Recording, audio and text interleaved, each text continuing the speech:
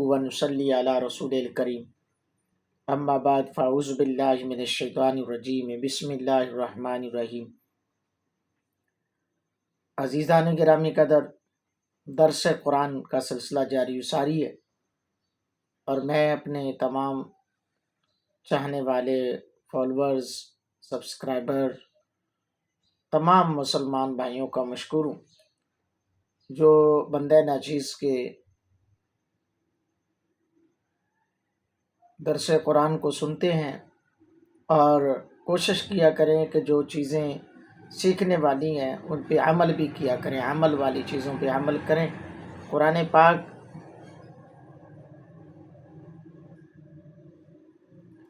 कुरान मजीद फ़ुरक़ान हमीद अल्लाह जल्ला वाला की अज़ीम शान किताब है। इस किताब का कोई नेमुल बदल नहीं और इस अज़ीम किताब की शान को कोई किताब न पहुँच सकी। ये अल्लाह ताला ने अपने महबूब के तवस्सल से इस किताब को इतना बड़ा मुकाम दिया है और इसको जितना पढ़ते जाओ उतना सुरूर आता है, दिल उकताता नहीं है। वरना आप दुनिया की किताबों को देख लें, लोग पढ़ते हैं, छोड़ देते हैं, एक बार पढ़ लेते हैं, दोबारा जब वो नज़रों में आती है तो वो रख देते हैं कि यार नहीं, इसको नहीं पढ़ना, ये पढ़ी हुई है। लेकिन कुरान पाक को जितना पढ़ते जाओ सुकून आता है, जितनी बार पढ़ोगे उतनी ज़्यादा बार पढ़ने को दिल करता है। बहरहाल मैं गुजारिश हूँ दोस्तों से कि दोस्तों चैनल को सब्सक्राइब करें, बेल आइकन प्रेस करें। मेरी दीगर वीडियोस भी आपके सामने आती हैं जो कि इस्लाही मामलात पर हैं, उन पे भी आप अपने कमेंट दे सकते हैं और उनको भी शेयर किया करें और लाइक किया करें, बेल आइकन प्रेस किया करें ताकि ये जो दर्स कुरान का सिलसिला है ये आगे बढ़ता जाए और आगे से आगे निकले। इंशाअल्लाह मेरी कोशिश है, ज़िंदगी ने वफ़ा की तो पूरा कुरान जो है वो इंशाअल्लाह रहमान अपलोड करने की कोशिश करूँगा। अल्लाह रब्बुल आलमीन ने इरशाद फरमाया, या अय्युहल्लज़ीना आमनू ला तक़रबुस्सलाता व अंतुम सुकारा। आज के दर्स में नमाज किन हालत में पढ़नी चाहिए, तयम्मुम का भी जिक्र है, नमाज का भी जिक्र है। अल्लाह फरमाया, ऐ ईमान वालो, नशे की हालत में नमाज के पास ना जाओ, नशे की हालत में नमाज के पास ना जाओ। हत्ता तालमु मा तक़ूलून वला जुनुबन इल्ला आबिरी सबीलिन हत्ता तग़तसिलू, जब तक इतना होश ना हो कि जो कहो उसे समझो, और ना ही नापाकी की हालत में बगैर नहाए मगर मुसाफर में यानी कि सफ़र में। पहली बात जो है वो नशे की हालत में नमाज का पढ़ना है। शान नज़ूल इस आयत मुक़द्दसा का कुछ यूँ है, हज़रत अब्दुर्रहमान बिन औफ ने एक जमात सहाबा की दावत की और उस दावत में चूँकि अभी शराब हराम नहीं हुई थी, उस दावत में खाने के बाद शराब पी गई। बाज़ों ने पी, बाज़ों ने नहीं पी, क्योंकि उस वक़्त अभी शराब हराम नहीं थी। फिर मगरिब की नमाज का वक्त हुआ तो उस वक्त किसी एक को इमाम बनाया गया। उस इमाम ने कुल या अय्युहल काफ़िरून अअबुदु मा तअबुदून व अंतुम आबिदून मा अअबुद पढ़ गए और इन दोनों जगह पे ला अअबुदु मा तअबुदून छोड़ गए, ला तर्क कर दिया और नशे में खबर ना हुई और नमाज चूँकि फासद हो गई। ज़ाहिर नमाज में मानी जो है वो फासद हो गए। अभी चूँकि उस वक़्त अभी शराब की हुर्मत नहीं आई थी तो लेकिन नमाज में मानी जो है ना वो फासद हो गए। तो ये बात उन्होंने आकर हुज़ूर अलैहिस्सलाम से तज़किरा की तो सरकार दो आलम सल्लल्लाहु अलैहि वसल्लम अभी कुछ कहते। अल्लाह ने कुरान नाज़िल फरमाया और फरमा दिया कि इन अपने ग़ुलामों से कह दो कि नशे की हालत में नमाज के करीब ना जाओ। अब तो शराब वैसे ही हराम हो गई, उसके बाद तो शराब वैसे ही हराम हो गई, लेकिन नशे की हालत में नमाज के करीब ना जाने का हुक्म है जब तक तुम्हें इतना समझ ना हो کہ میں کیا پڑھ رہا ہوں کیا نہیں. اور اسی طرح نشے کی حالت میں اگر کوئی اور مسائل ہیں، فرض کریں کوئی طلاق کا معاملہ ہے، تو اس سے یہ بھی ثابت ہوا کہ نشے کی حالت میں کلمہ کفر اگر کوئی بک دیتا ہے تو وہ جو ہے اس کا ایمان رائے گا نہیں ہوتا، ایمان سلامت رہتا ہے. تو اللہ رب العالمین نے پھر بھی چونکہ نشے کی حالت میں ہی انہوں نے یہ کیا، اور جس کا مطلب یہ تھا قل یا ایھا الکافرون، محبوب صلی اللہ علیہ وسلم کافروں کو کہہ دو لا اعبد ما تعبدون، میں عبادت نہیں کرتا جس کی تم عبادت کرتے ہو. تو اس میں لا کا مطلب ہے نہیں، تو اعبد ما تعبدون کا مطلب آ گیا میں عبادت کرتا ہوں. تو چونکہ یہ نشے کی حالت میں تھا تو کفر نہیں تھا، اگر کفر ہوتا تو اللہ ایمان کے لفظ سے نہ بولتا. اللہ نے پھر بھی بولا یا ایھا الذین آمنوا. آگے ہے کہ اگر تم ناپاک ہو، یعنی جنبی حالت میں ہو، جنابت میں ہو، غسل واجب ہے، تو اس وقت بھی نماز کے قریب نہ جاؤ. آگے فرمایا وَإِن كُنتُم مَرْضَىٰ، اور اگر تم بیمار ہو، أَوْ عَلَىٰ سَفَرٍ فَعِدَّةٌ أَوْ عَلَىٰ سَفَرٍ أَوْ جَاءَ أَحَدٌ مِّنكُم مِّنَ الْغَائِطِ أَوْ لَامَسْتُمُ النِّسَاءَ. اور اگر تم بیمار ہو یا سفر میں، یا تم میں سے کوئی قضائے حاجت سے آیا، یا تم نے عورتوں کو چھوا، فَلَمْ تَجِدُوا مَاءً فَتَيَمَّمُوا صَعِيدًا طَيِّبًا فَامْسَحُوا بِوُجُوهِكُمْ وَأَيْدِيكُمْ، اور پانی نہ پایا تو پاک مٹی سے تیمم کرو، تو اپنے منہ اور ہاتھوں کا مسح کرو. ان اللہ کان غفورا رحیما، ان اللہ کان عفوا غفورا، بے شک اللہ معاف فرمانے والا بخشنے والا ہے. یعنی اب دیکھیں یہاں پہ تیمم کا تذکرہ ہے. اگر پانی نہیں ہے، یہ نہیں ہے کہ پانی ابھی میرے پاس نہیں ہے، نہیں، اگر پانی کے یہ حکم کیا ہے کہ 1 میل مسافت دائیں بائیں آگے پیچھے اگر اتنا ہو، یا نماز جانے کا خدشہ ہو کہ میں پانی لینے جاتا ہوں، تو نماز چلی جائے گی، پھر تیمم کر سکتے ہیں. یا بیماری ایسی ہے جس سے ڈاکٹر نے منع کیا ہو کہ بھائی آپ نے پانی کا استعمال نہیں کرنا، اگر پانی کا استعمال کریں گے، غسل کریں گے، تو آپ کو جسمانی جو معاملات ہیں یہ آپ کی بیماری بڑھ جائے گی. یا زخم ہے، پورے جسم پہ زخم ہے، اس کے بارے میں بھی یہی حکم ہے. تیمم کرنا، تیمم کرنے والا دل سے پاکی حاصل کرنے کی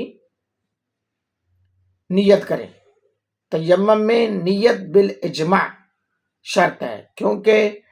2 ضربیں ہیں. آگے 2 ضربیں ہیں. کن چیزوں پر تیمم جائز ہے؟ جو چیز جن سے مٹی سے ہو، جیسے گرد، ریت، پتھر، ان سب پر تیمم جائز ہے، خواہ پتھر پر غبار بھی نہ ہو، لیکن پاک ہونا شرط ہے. ہاں جی، پاک ہونا شرط ہے. یہ نہیں ہے کبھی کسی نے پیشاب کیا ہے تو اسی کے اوپر ہاتھ مار دیں، یا وہاں گندگی پڑی ہے تو وہیں سے اس گندگی کو ہٹا کر اس پہ جو ہے وہ ضرب لگا کر تیمم کر لے، تو ایسا جائز نہیں ہے. ہاں، تیمم والے کے پیچھے وضو اور غسل جنہوں نے پانی سے کیا ہوا ہو اس کی اقتدا جائز نہیں ہے،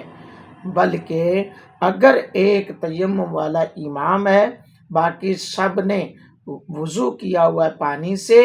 تو پھر وہ تیمم والا جماعت نہیں کروائے گا. آگے اللہ رب العالمین نے ارشاد فرمایا الم تر الی الذین اوتوا نصیبا من الکتاب یشترون الضلالۃ ویریدون ان تضلوا السبیل. اے محبوب صلی اللہ علیہ وسلم، کیا تم نے انہیں نہ دیکھا جن کو کتاب سے ایک حصہ ملا تو گمراہی مول لیتے ہیں اور چاہتے ہیں کہ تم بھی راہ سے بہک جاؤ. یعنی کہ ایک حصہ ملا ہے جس میں حضرت موسیٰ علیہ صلاۃ السلام کی شان تھی، وہ تو بیان کرتے، جس میں سید عالم امام الانبیاء صلی اللہ علیہ وآلہ وسلم کا مقام اور عظمت بیان تھی، اس کا وہ انکار کرتے۔ تو حضور کی یہ تمام چیزیں، نبی پاک صلی اللہ علیہ وسلم کی عظمتیں، شانیں، ان سے وہ گریز کرتے، ان کو وہ بیان نہ کرتے۔ آگے فرمایا واللہ اعلم باعدائکم وکفی باللہ ولیا وکفی باللہ نصیرا، اور اللہ خوب جانتا ہے تمہارے دشمنوں کو، اور اللہ کافی ہے، والی ہے، اور اللہ کافی ہے، مددگار ہے۔ یعنی اب یہاں پہ یہ جو بات ہے نا، یہ یہودیوں کے 2-3 بڑے علماء کے بارے میں، جو کہ رفع بن زید اور مالک بن دخشم، ان کے بارے میں، یہ دونوں جب رسول اللہ صلی اللہ علیہ وسلم سے بات کرتے نا تو زبان ٹیڑھی کر کے بولتے، یعنی ایسے ٹیڑھا کر کے بولتے۔ اللہ فرمایا اللہ جانتا ہے ان کی حرکتوں کو، اللہ ہے نا، من الذین عادوا یحرفون الکلم عن مواضعہ ویقولون سمعنا وعصینا واسمع غیر مسمع ورائنا لیم بالسنتہم متاعا فی الدین۔ کچھ یہودی کلاموں یعنی اللہ تعالیٰ کے ارشادات کو ان کی جگہ سے پھیرتے ہیں اور کہتے ہیں ہم نے سنا اور نہ مانا، اور سنے آپ سنائے نہ جائیں گے، اور رائنا کہتے ہیں، زبانیں پھیر کر بولتے ہیں، اور دین میں تانے کے لیے، یعنی یہ ان کا سارا کام ہے۔ یعنی تورات شریف کے اندر سید عالم صلی اللہ علیہ وسلم کی نعت بیان تھی، جب سید عالم صلی اللہ علیہ وسلم نے کچھ حکم دیتے تو کہتے یہ کلمہ یعنی مدح دم کے دونوں پہلو رکھتا ہے۔ مدح کا پہلو تو یہ ہے کہ کوئی ناگوار بات آپ کے سننے میں نہ آئے، اور دم کا پہلو یہ ہے کہ آپ کو سننا نصیب نہ ہو۔ اور رائنا کہتے ہیں کیونکہ بے ادبی کا ان کی زبان میں لفظ اس کا تھا، تو اللہ کے منع فرمایا گیا، اس کے باوجود رائنا کہتے ہیں۔ اللہ وَلَوْ أَنَّهُمْ قَالُوا سَمِعْنَا وَأَطَعْنَا وَاسْمَعْ وَانظُرْنَا لَكَانَ خَيْرًا لَهُمْ وَأَقْوَمَ، اور اگر وہ کہتے کہ ہم نے سنا اور مانا، اور حضور ہماری بات سنے، اور حضور ہم پر نظر فرمائیں، تو ان کے لیے بھلائی۔ وَلَٰكِن لَعَنَهُمُ اللَّهُ بِكُفْرِهِمْ فَلَا يُؤْمِنُونَ إِلَّا قَلِيلًا، اور اگر سچی بات ہوتی تو لیکن ان پر تو اللہ نے لعنت کی، ان کے کفر کے سبب تو یقین نہیں رکھتے مگر تھوڑا یقین رکھتے ہیں۔ کیا اللہ ہے، روزی اللہ دیتا ہے، یہ بارشیں ہوائیں سب کچھ اللہ دیتا ہے، لیکن نبی پاک صلی اللہ علیہ وسلم کی ذات پر، قرآن کریم جیسی عظیم کتاب پر ایمان نہیں رکھتے۔ آگے اللہ فرمائے یا ایھا الذین اوتوا الکتاب آمنوا بما نزلنا مصدقا لما معکم من قبل ان نطمس وجوہا فنردها علی ادبارها او نلعنهم کما لعنا اصحاب السبت وکان امر اللہ مفعولا۔ اللہ اکبر۔ اے کتاب والو ایمان لاؤ اس پر جو ہم نے اتارا تمہارے ساتھ والی کتاب کی تصدیق فرماتا، قبل اس کے کہ ہم بگاڑ دیں تم کچھ منہوں کو، تو انہیں پھیر دیں ان کی پیٹھ کی طرف، یا انہیں لعنت کریں جیسی لعنت کی ہفتے والوں پر، اور خدا کا حکم ہو کر رہے گا۔ یعنی حالانکہ انہیں تو یہ چاہیے تھا کہ یہ قرآن مجید ان کی کتاب کی تصدیق فرما رہا ہے، یہ اللہ کی کتاب تورات کی انجیل کی تصدیق فرما رہے ہیں۔ یہ نہیں ہے، ہوتا کیا ہے کہ جو ایک چیز آتی ہے تو دوسری کی وہ نعم البدل ہوتا ہے، اس کے اندر اس سے زیادہ خصوصیات ہوتی ہیں، تو لوگ اس کو چھوڑ دیتے ہیں، بھلا دیتے ہیں، اس کی اہمیت کو چھوڑ دیتے ہیں۔ تو یعنی جو بندہ، دوسرا بندہ آنے والا آ کر کہے کہ جی میں آیا ہوں، میرا یہ مقام ہے، لیکن جو تمہارے پاس پہلے ہے اس کا بھی یہ مقام ہے، تو اس پہ تو انہیں خوش ہونا چاہیے تھا، بجائے اس چیز کے وہ حسد کر بیٹھے اور انہوں نے قرآن کریم جیسی عظیم کتاب کا انکار کر دیا، یہ کہہ کر یہ تو اللہ کا کلام نہیں ہے، یہ کہہ کر کہ یہ سچا کلام نہیں ہے، معاذ اللہ بہت بڑی باتیں کی۔ لیکن اللہ رب العالمین نے فرمایا اے کتابیوں، اے کتاب والو، ایمان لاؤ اس پر جو ہم نے اتارا تمہارے ساتھ والی کتاب کی تصدیق فرماتا، پہلے اس کے کہ ہم بگاڑ دیں کچھ منہوں کو، تمہاری شکلیں نہ بدل دیں۔ یہ کتاب ایسی ہے جو نہیں مانے گا، یہ دین ایسا ہے جو نہیں مانے گا، اس کے ساتھ پھر یہ بھی ہو سکتا ہے تمہاری شکلیں نہ بگاڑ دیں۔ اللہ ان اللہ لا یغفر ان یشرک بہ ویغفر ما دون ذلک لمن یشاء، بے شک اللہ اسے نہیں بخشتا کہ اس کے ساتھ کفر کیا جائے، اور کفر سے نیچے جو کچھ ہے جسے چاہے معاف فرما دیتا ہے۔ ومن یشرک باللہ فقد افتری اسما عظیما، اور جس نے خدا کا کسی کو شریک ٹھہرایا اس نے بڑے گناہ کا طوفان باندھا۔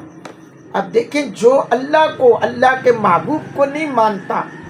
اس کی تو چھوٹ ہو ہی نہیں سکتی، اس کی تو دھلائی بھی ہوگی، ہمیشہ جہنم میں رہے گا۔ جس نے پڑھ لیا لا الہ الا اللہ محمد الرسول اللہ صلی اللہ علیہ وآلہ وصحبہ وسلم، جو اللہ کو ایک مانتا ہے، وحدہ لا شریک مانتا ہے، عبادت میں کسی کو اس کا شریک نہیں مانتا، تو وہ کتنے بھی گناہ کر لے، کبیرہ سے کبیرہ، زنا، شراب، جوا، قتل و غارت، لیکن اگرچہ اس نے کلمے کو نہیں چھوڑا، اس کا اس ذات پر ایمان ہے کہ میں مسلمان ہوں، اللہ کی ذات پر ایمان رکھتا ہوں، محبوب خدا کی ذات پر ایمان رکھتا ہوں، ان کو اللہ کی مرضی ہے، وہ چاہے بخش دے، چاہے ان کو سزا دے کر بخش دے، جتنی چاہے وہ ان کو سزا دے سکتا ہے، وہ اس کی منشا و مرضی ہے۔ لیکن جو کافر مشرک ہے اس کا ٹھکانہ جہنم ہے، وہ ہمیشہ ہمیشہ جہنم میں رہے گا۔ آگے اللہ فرمایا الم تر الی الذین یزکون انفسہم، کیا تم نے انہیں نہ دیکھا جو خود اپنی ستھرائی بیان کرتے ہیں، اپنے منہ میں میٹھو بنتے ہیں، یعنی یہودیوں کے بارے میں یہ آیت نازل ہوئی، جو اپنے آپ کو اللہ کا بیٹا کہتے ہیں، سیدھے اللہ دے پتر، معاذ اللہ لا یعذ باللہ، وہ کہتے ہیں ہم تو اللہ کے بیٹے ہیں، اور اپنے آپ کو کہتے جی دیکھو ہم بڑے پیارے ہیں، کہ ہمارے اوپر کتنے بھائی وہ انعامات ہوئے، حضرت موسیٰ علیہ السلام کے زمانے میں احسانات ہوئے، عیسیٰ علیہ السلام کے زمانے میں احسانات ہوئے، لیکن اب چونکہ اللہ کا محبوب آ گیا ہے، اس محبوب کی اتباع لازم ہے، تو وہ کہتے تھے کہ یہود و نصارہ کے سوا کوئی جنت میں داخل نہ ہوگا، اللہ فرمایا یہ ان کی بھول ہے، بل اللہ یزکی من یشاء ولا یظلمون فتیلا، بلکہ اللہ جسے چاہے صاف ستھرا کرے اور ان پر ظلم نہ ہوگا، دانا خرما کے ڈورے کے برابر، جو کھجور کے اندر جو کھجور کی گٹھلی کے اوپر ڈورا لگا ہوتا ہے نا، اس کے برابر بھی کسی کے ساتھ ظلم نہیں ہوگا، بلکہ جو اعمال کو صحیح کرے گا حضور کی محبت میں آ کر، تو ان کے ساتھ زیادتی نہیں ہوگی۔ انظر کیف یفترون علی اللہ الکذب وکفی بہ اثما مبینا، دیکھو کیسا اللہ پر جھوٹ باندھ رہے ہیں، اور یہ کافی ہے کھلا گناہ، یعنی اللہ کی ذات پر یہ کتنا بڑا جھوٹ بول رہے ہیں۔ اللہ رب العالمین نے ان کے اس فریب کو بھی آویزہ کر دیا، یعنی اپنے آپ کو بے گناہ اور مقبول بارگاہ خداوندی بنا کر یہ کتنا بڑا فریب کر رہے ہیں، اپنے آپ کے ساتھ بھی، اپنی قوم کے ساتھ بھی۔ حضرات گرامی قدر، آج الحمدللہ 5ویں پارے کے 4 رکوع مکمل ہوئے ہیں، یقیناً آپ کو اس درس قرآن سے بہت کچھ سیکھنے کو ملا ہے، اور میں آپ کو بتاؤں یہ جو تیمم کی آیت ہے نا، یہ جو تیمم کی آیت مقدسہ نازل ہوئی ہے، اور یہ تیمم کا حکم جو ہے یہ نازل ہوا ہے تو یہ اللہ رب العالمین کے طرف سے بہت بڑا انعام کب ہوا؟ ہاں، یہ تیمم کا حکم جو ہے یہ کب ہوا، اس کے بارے میں حکم ہے غزوہ بنی المصطلق میں جب لشکر اسلام رات کو ایک بیابان میں اترا جہاں پانی نہ تھا، صبح وہاں سے کوچ کرنے کا ارادہ تھا، وہاں ام المومنین حضرت عائشہ صدیقہ رضی اللہ تعالیٰ عنہا کا ہار گم ہو گیا تھا جی۔ اس کی تلاش کے لیے سید عالم صلی اللہ علیہ وسلم نے وہاں اقامت فرمائی۔ صبح ہوئی تو پانی نہ تھا، اللہ تعالیٰ نے آیت تیمم نازل فرمائی۔ ایک رات پہلے رکے، دوسری رات میں یہ معاملات ہوئے، پانی نہ تھا، اس پر یہ آیت اللہ تعالیٰ نے تیمم والی آیت نازل فرمائی۔ حسین بن حضیر رضی اللہ تعالیٰ عنہ نے کہا کہ اے آل ابو بکر، دیکھو صحابہ کی محبت، یہاں لوگ تان و تشنع کرتے رہتے ہیں، بک بک کرتے رہتے ہیں، صحابہ فرماتے ہیں حضرت حسین بن حضیر رضی اللہ تعالیٰ عنہ کہ کہا کہ اے آل ابو بکر، اے ابو بکر کی آل، یہ تمہاری پہلی برکت نہیں ہے، یعنی تمہاری برکت سے مسلمانوں کو بہت آسانیاں ہوئی ہیں اور بہت فائدے پہنچے ہیں۔ پھر جب اونٹ کو اٹھایا گیا تو اس کے نیچے سے ہار ملا۔ اللہ، حضرات گرامی قدر، میرے محبوب علیہ الصلوۃ والسلام کے غلاموں، یقیناً آپ کو یہ ویڈیو اچھی لگی ہوگی اور میرے اس درس قرآن کو سنا بھی کریں۔ پورا درس جنہوں نے سنا ہے میں ان کے لیے دعا گو ہوں کہ اللہ رب العالمین ان کے آبا و اجداد کی، جتنے بھی ان کے فوت شدگان ہیں، ان کی بخشش فرمائے، میرے اہل و عیال آبا و اجداد کی کامل اللہ بخشش فرمائے، میرے لیے، آپ کے لیے، ہم سب کے لیے اس درس قرآن کو بخشش کا سامان بنائے۔ آمین ثم آمین، وآخر دعوانا ان الحمد للہ رب العالمین۔